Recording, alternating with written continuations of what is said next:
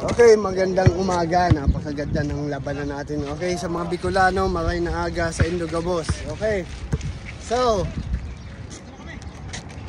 isang game lang tayo sa 5-8. Ganda ng matchup ng Tropang Sida tapos Punisher. So, sa ngayon, dikdikan ang laban. Nagkaroon tayo ng mga technicals. So, at least natapos natin ng maayos.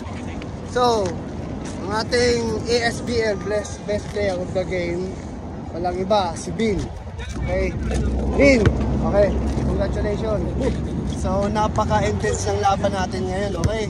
So nagkaroon tayo ng mga technical sa bawat team. So may mga UF tayong binigay. So ganito Bin, ha?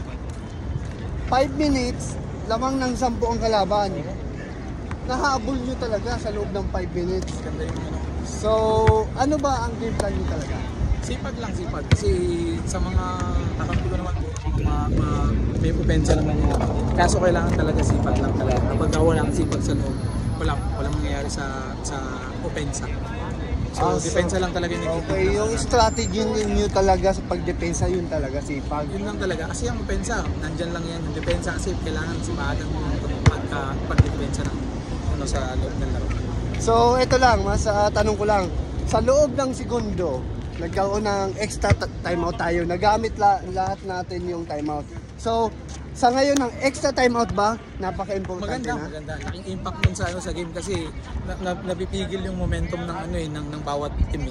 Kung pag nakapag-timeout ka ng emergency timeout, talagang mapipigil yung momentum na nawawala. So, magkakaroon kayo ng play. Nawawala yung momentum ng kalaban, so magkakaroon ng momentum yung team namin. So okay. Magandang impact yun.